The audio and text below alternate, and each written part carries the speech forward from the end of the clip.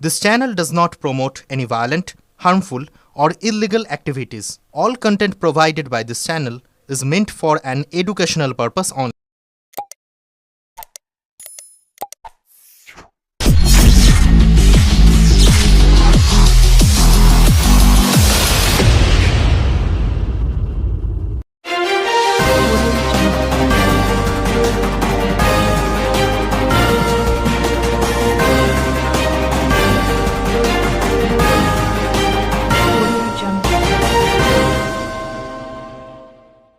শ্রীরামপুর সংশোধনাগার থেকে নিখোঁজ বন্দী কারা কর্তৃপক্ষকে থানায় অভিযোগ করতে নির্দেশ প্রশাসনের।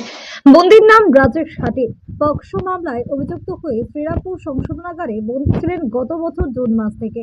আজ সকালে সংশোধনাগারে ওই বন্দী নিখোঁজ হবার বিষয়টি জানা যায়। শ্রীরামপুর মহকুমা শাসক শম্ভুদীপ সরকার জানান, বিষয়টি জানার পর শ্রীরামপুর সংশোধনাগার কর্তৃপক্ষকে থানায় এফআইআর করতে নির্দেশ দেওয়া হয়েছে। বন্দী কিভাবে নিখোঁজ হলো সেই বিষয়টি দেখা হচ্ছে। শ্রীরামপুরের পিয়ারাপুর ষষ্ঠীতলার বাসিন্দা রাজেশ হাটির বিরুদ্ধে রিসরা ও মগরা থানায় অভিযোগ রয়েছে। পক্সো মামলাতে অভিযুক্ত ওই বন্দী। শ্রীরামপুর সংশোধনাগারের ভিতরে বাইরে সিসি ক্যামেরা রয়েছে। কারা কর্তৃপক্ষ জানিয়েছে সিসিটিভি ফুটেজ পুলিশকে দেওয়া হবে। সংশোধনাগার থেকে কি করে নিখোঁজ হলো বন্দী সেটা দেখা হচ্ছে।